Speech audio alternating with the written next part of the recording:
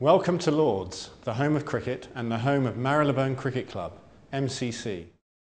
As well as being the most active cricket club in the world, MCC is the guardian of the laws of cricket and decides whether any changes to the laws should be made.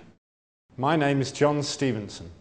I'm in charge of cricket at MCC, and I'm here in the committee room at Lords to tell you about 8 new changes to the laws that will come into effect on the 1st of October 2010. Umpires used to offer the light to the batsman when they felt it was unsuitable for play. Often, as you'll see from this example, if a batting team was struggling, it would choose to come off for tactical reasons. What they're doing is they're taking a look at the background behind Flintoff. They're trying to judge whether it's fair or unfair on the batsman, I suppose. And the offer comes. The crowd don't like it. Boos ring around Edgbaston, and it brings to a close a quite dramatic hour of cricket. Now it is solely up to the umpires to decide whether the light is dangerous rather than just unsuitable, and the players won't have a say. In making this decision, the umpires should also consider the speed of the bowling. We hope this will mean less playing time is lost and the law is not exploited to suit the batting side. Important aspects of a cricket match are agreed upon at the toss, such as the intervals and the boundaries. Sometimes captains who had won the toss would delay informing their opponents of their decision to bat or field until just 10 minutes before the start of play. We felt that this was not in keeping with the spirit of cricket. Kent have won the toss. Rob, what are you going to do? We'll have a bat. Now, at least one umpire will have to be present when the toss is made, and the winning captain will have to notify his counterpart of his decision immediately. In some amateur cricket, there may not be formal umpires, but in making the laws, MCC has set out what is best practice. In order to be fair to both sides and to reduce time wasting, MCC has decided to change the law regarding practice on the field during a match. Bowlers will no longer be able to practice by bowling the ball into the ground, as you can see here, because to do so may change the ball's condition. Sometimes fielders practice their bowling or throwing with a coach or 12th man who's outside the boundary. This could give them an unfair advantage over the batsman in the middle, so it will no longer be allowed. It's important that even legitimate practice on the field shouldn't waste time. We've all seen how the standard of fielding has vastly improved with the advent of 2020 cricket, and it's up to MCC to ensure the laws stand up to the challenges posed by the modern game. Athletic pieces of fielding, such as this from Angelo Matthews, require that the law clarifies when a ball crosses the boundary. As we see here, Matthews' first contact with the ball is within the boundary, and although he's outside the rope when he touches the ball again, he is airborne. Therefore, the ball's not deemed to have crossed the boundary. Under the new law, a fielder won't be able to retreat beyond the rope and then jump up to parry the ball back into the field of play.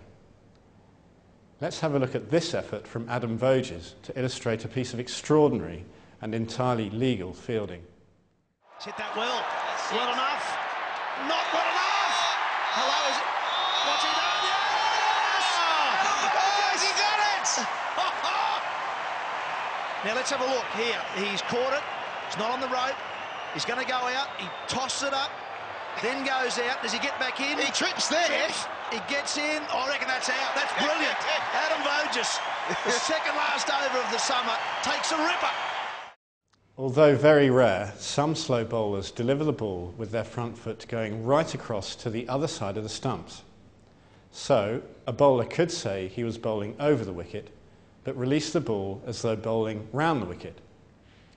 We've changed the law so that the whole of the bowler's front foot must not land beyond an imaginary line joining the 2 middle stumps. Every now and then, bats break spectacularly in a batsman's hands. Just look at this from Luke Wright. Oh, bat's broken. Bat's broken. Ball's gone over cover. That's the biggest hit I've ever seen with a broken bat. More rarely, the part of the bat that's broken off then hits the stumps. While Wright's bat may have finished off way down the pitch, here Mike Hussey's lands close to his stumps.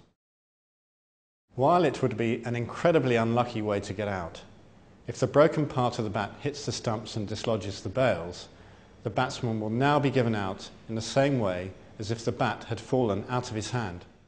MCC has amended the law to give more protection to a running batsman who's clearly made his ground. We've not changed the rest of Law 29, but just added a subsection to avoid what we feel is a miscarriage of justice. Previously, a batsman who'd run past the stumps was still at risk of being out if his bat had lifted off the ground and he was airborne. It is in the nature of running that in every stride, at times both feet are simultaneously off the ground, and that shouldn't count against the batsman. Under the new law, once a batsman has grounded his foot behind the popping crease, as he's done here, and he continues running past the stumps, then he'll be deemed to be in his ground, even if both his feet and his bat are airborne when the wicket's put down. This will be particularly relevant to televised matches, where super slow motion is able to establish that a batsman may be well in his ground, but in the air when the bails are removed. Fielders who damage the pitch are given one warning by the umpire before penalty runs are awarded. Batsmen who damage the pitch used to be given 2 warnings, as we can see Billy Bowden doing here. I think he's called that a dead ball. And VVS is saying, what's going on here? And that might be because he ran on the wicket. It's quite straightforward. Because he's been previously warned for running on the pitch, the second offence means that he loses the runs that he scored, and in the third offence he has a 5-run penalty. So Billy's right on it. Now, when the batsmen damage the pitch, they'll be warned on the first offence, and then in any subsequent offences the runs they score will be disallowed and 5 penalty runs will be awarded to the fielding side. However, Law 42.12 hasn't changed, and bowlers who run onto the protected area in their follow-through will continue to receive 2 warnings before being suspended. For further information on the laws of cricket, you can visit our website, lords.org.